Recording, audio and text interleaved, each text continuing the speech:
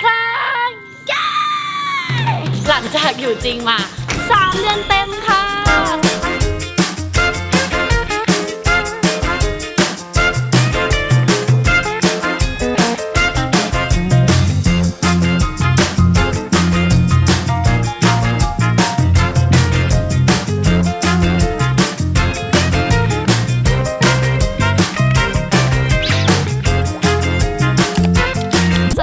สวัสดีคนเลยค่ะวันนี้อยู่กับน้องแนนด้าหรือว่าน้องนี่อีกแล้วนะคะสมาชิกใหม่ดีนะ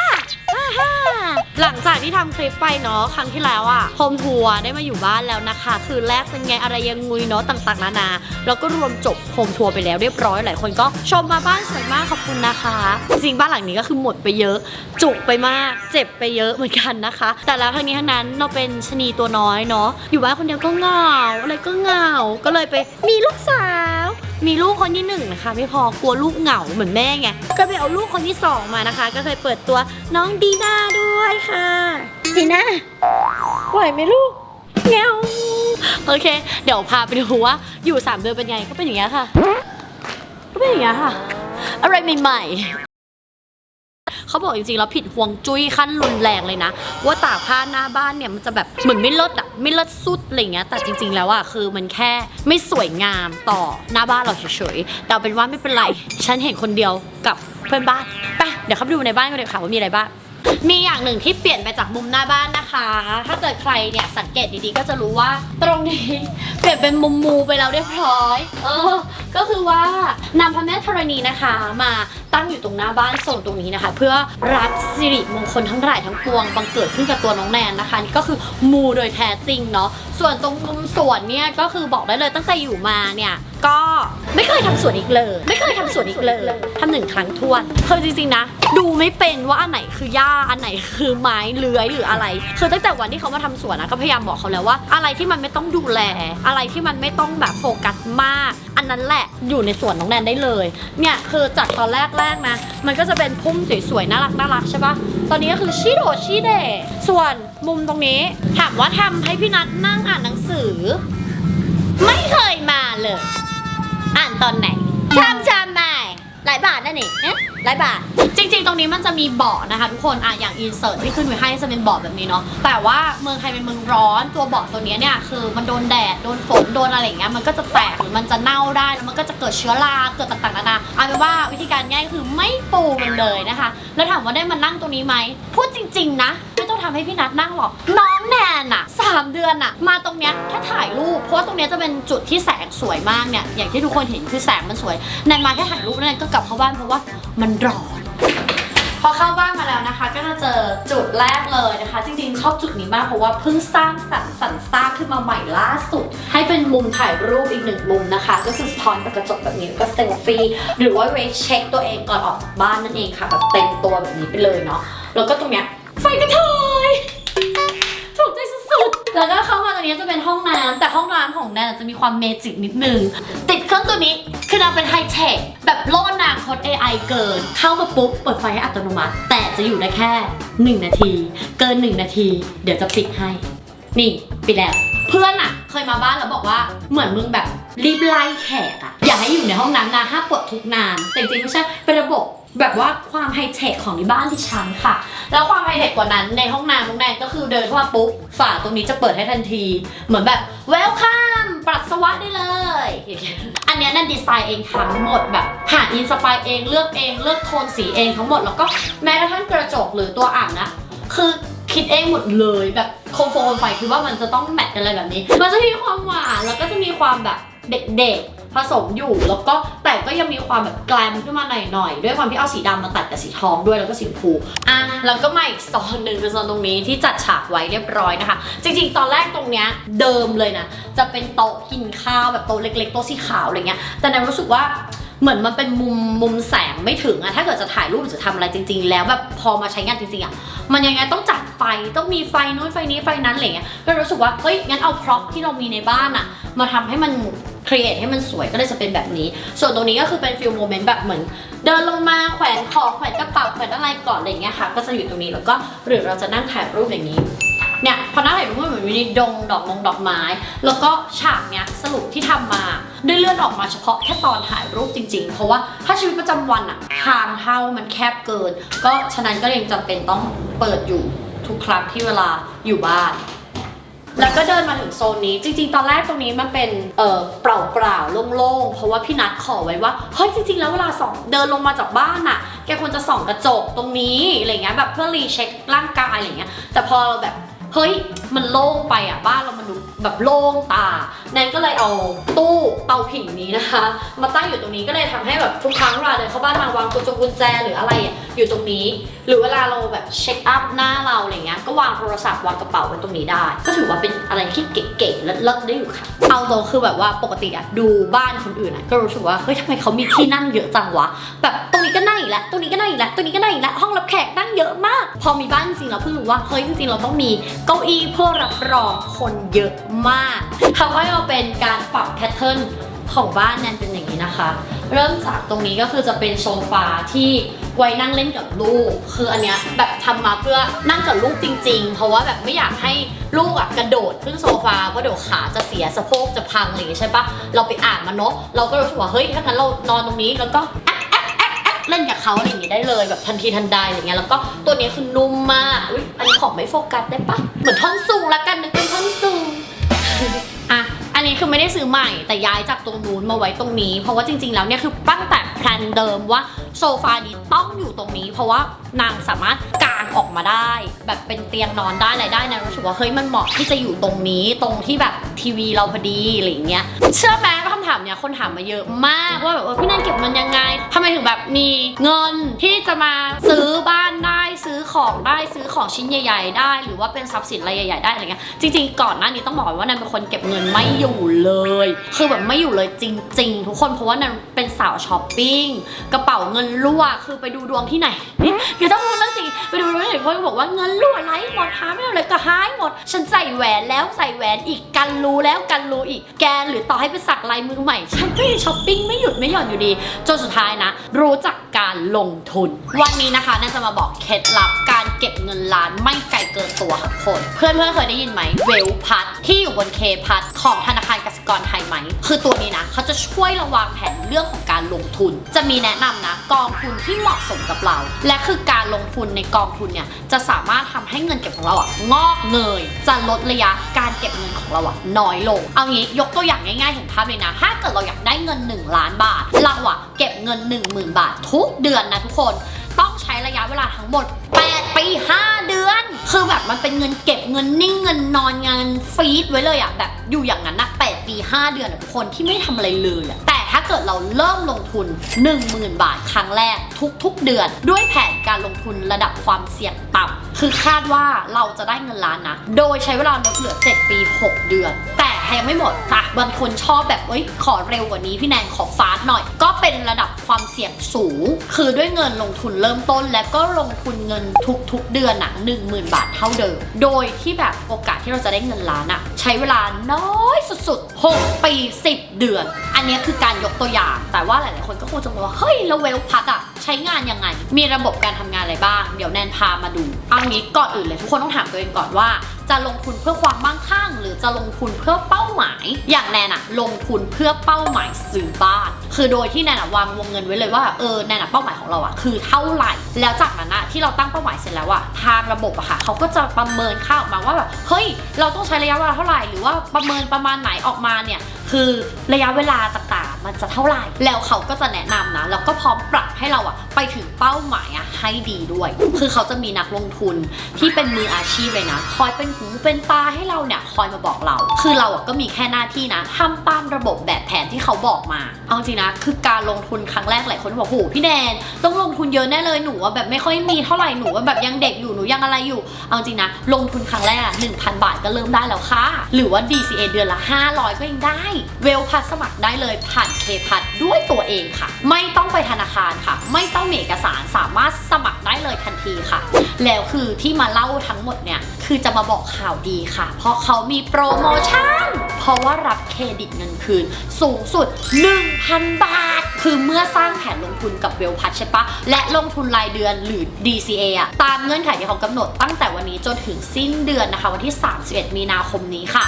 เอาจริงนะอย่าปล่อยให้เงินของเราอะฟรีแช่แข็งอยู่ในธนาคารอย่างเดียวนึกออกปะเราควรจะเอาเงินเรามาสร้างเงินต่อเงินนะคะอย่างไรก็แบบว่าลงทุนเหมือนกันทุกการลงทุนมีความเสี่ยงแต่ว่าเสี่ยงไงให้เสี่ยงดีเสี่ยงแบบได้เพิ่มหรือว่าเสี่ยงแบบว่าให้เงินไปทำงานแก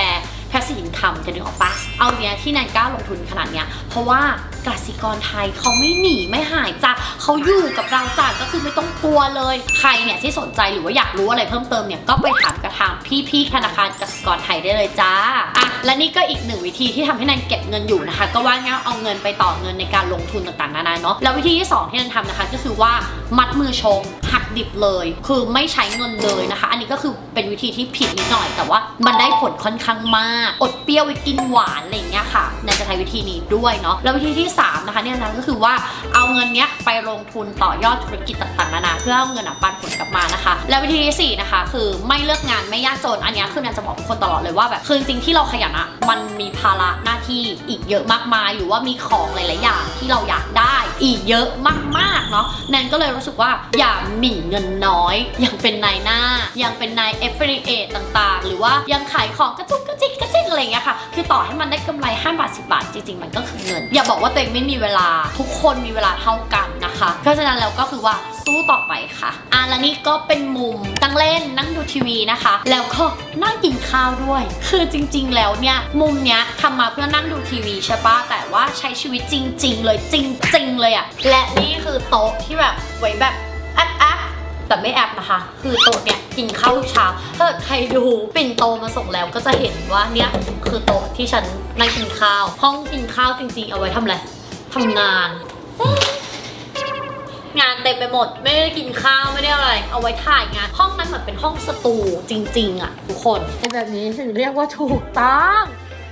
และเต็มโต๊ะเลยนะคะคุณพี่และตรงนี้นะคะฉันวางที่เขาไว้วางเพราะน่ารัก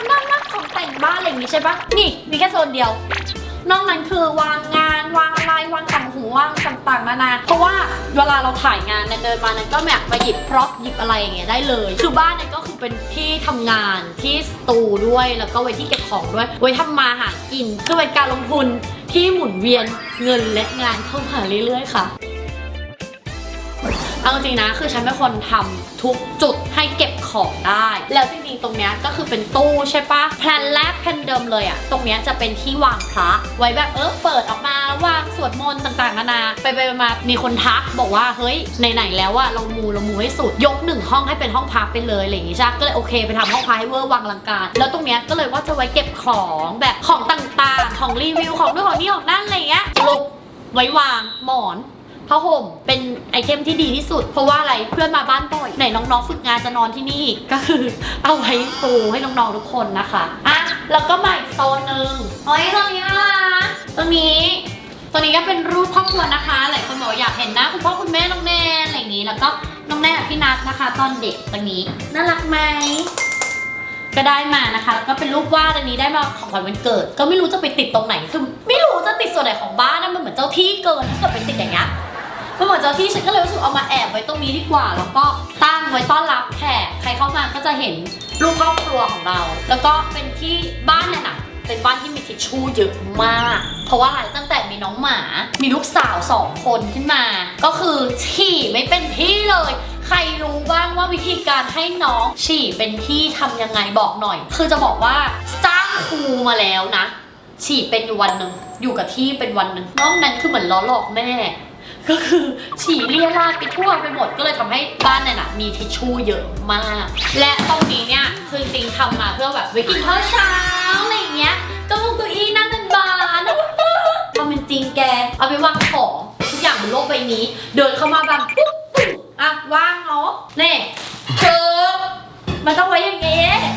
ไว้วางของแล้วตรงนี้เห็นไหมบอกแล้วว่าบ้านฉันเป็นที่ที่มีทิชชู่เยอะจริงๆ ราะว่าลูกสาวเยอะมากแล้วลูกสาวเรียราดไปหมดเลยตัวนี้ก็คือเป็นเหมือนที่วางเอกสารวางของต่างๆนานาก็คืออยู่ตรงนี้นะคะแล้วก็ตรงนี้ก็เป็นโซน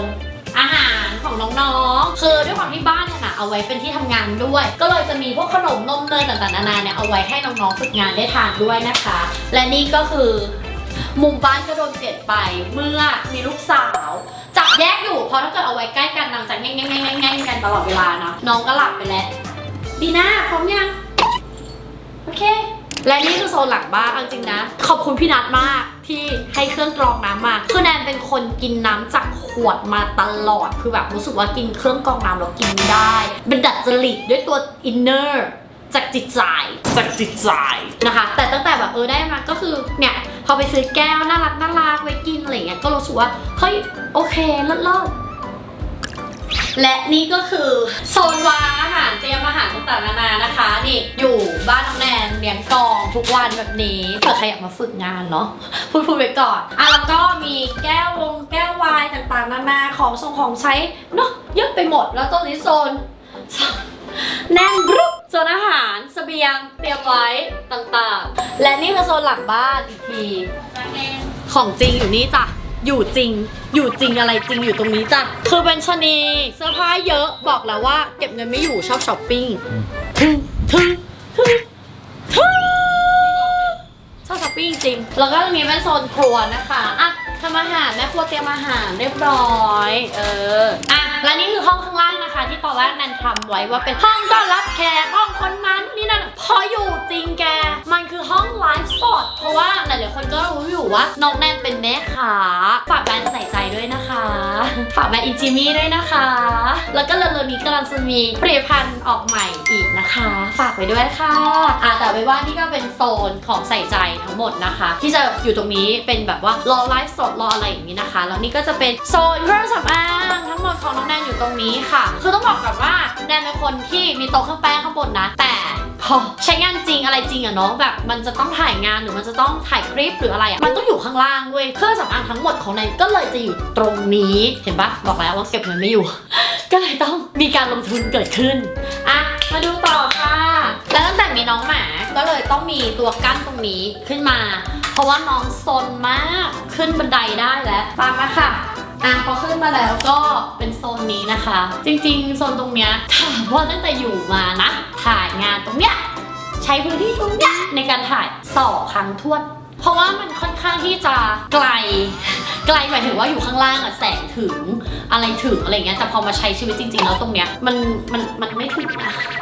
แต่จริงๆวิวมันดีมากเลยนะนั่งโยกไปเล่นโทรศัพท์ไปทำอะไรไปอะไรเงี้ยมันฟีลดีมากแต่ว่าไม่ได้ขึ้นมาเลยแล้วก็ห้องพักนะคะก็เหมือนเดิมเลยค่ะยังมูแน่นๆเหมือนเดิมค่ะไม่ได้ด้วยเลขก็ได้ด้วยกลได้มนได้อะไรต่างๆนานาแต่แบบว่าถ้าเกิดไม่อยากรอนะคะก็ลงทุนค่ะกับกสิกรไทยค่ะ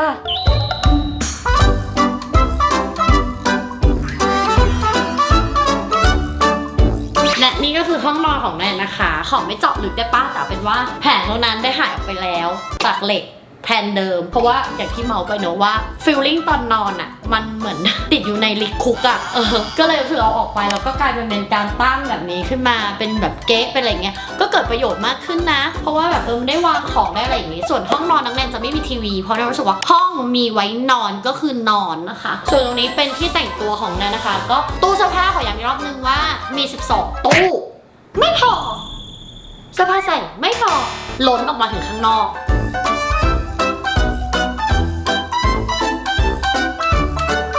และสุดท้ายก็คือห้องที่แนนต่อเติมขึ้นมานะคะจากตรงนี้ก็คืออย่างที่แนนบอกว่าจริงๆโต๊ะนี้ต้องเอาไว้โต๊ะกินข้าวแต่ไปมาคือเอาไว้ถ่ายงานทั้งหมดเลยที่ใครเห็นว่าเฮ้ยพี่แนนรูปสวยจังอะไรสวยจังก็คือเปิดราคาถ่ายรูปมาได้สวยขนาดนี้นะคะแล้วก็โซฟาเดิมที่เคยอยู่ตรงหน้าทีวีเนี่ยก็โดนอพยพให้มาอยู่ตรงนี้นะคะเพื่อจะได้เป็นพื้นที่ในการถ่ายงานอย่างเต็มที่แบบนี้ค่ะคือบ้านเนี่ยมันคือสตูไว้ทุกคนมันคือแบบปันผลให้เกิดงานขึ้นมาใหม่หรือเกิดเงินสร้างสรรค์ได้ทั้งหมดอะไรเงี้ยค่ะหลังจากอยู่มา3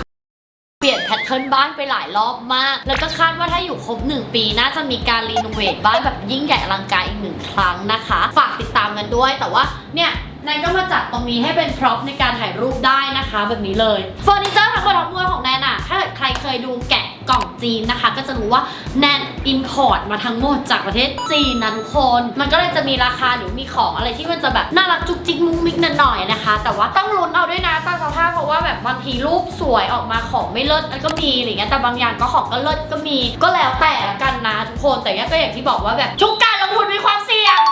มันต้องทำนี้เลยส่วนเก้าอี้นี้นะคะเฮ้ยขายของได้ปะเผื่อใครสนใจอ่ะจริงๆเก้าอี้เนี้ยเอามา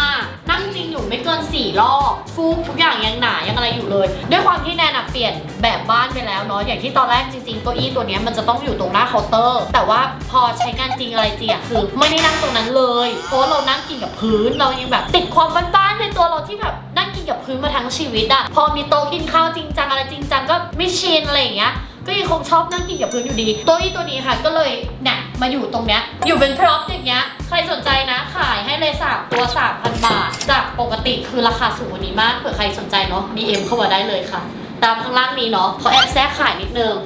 ส่วนตรงนี้ถามว่าใช้ทำอะไรทำไหมนั่งคาเฟ่ไม่เคยได้นั่งเลยจริงปะก็เอาเก้าอี้หรือเซตคาเฟ่เนี้ยแม้แต่กระทั่งถ่ายรูปอะยังไม่เคยถ่ายมุมนี้เลยแต่มันสวยมากเนาะในกล้องคือมันดีมันทุกอย่างมีมูดดีมันคือคาเฟ่จริงจังแต่ว่าไม่ได้ใช้งานมันเลยอะก็เลยคิดอยู่ว่าใครสนใจเนาะยกเซตหมดนี่มาเก้าอี้เอาไปด้วยเลย 7,000 เอาไปหมดนี่เลยนะได้โต๊ะได้เก้าอี้ 7,000 บาทเอาไปเลยค่ะยกไปเลยจ้าแล้วก็หันมาที่มุมนี้ตรงนี้ถ่ายงานบ่อยมากเพราะว่าคุมมูดคุมโทนแล้วก็คือสีเขียวกสิกรเอาเป็นว่าจบมูดบ้านแล้วทุกคนอยากจะบอกว่าทุกการลงทุนมีความเสี่ยงนะคะแล้วก็เราสามารถสร้างร้านแรกได้ตัวเราเองแบบง่ายๆมันจะไม่ไกลตัวเราจะไม่ไกลเอื้อมอีกต่อไป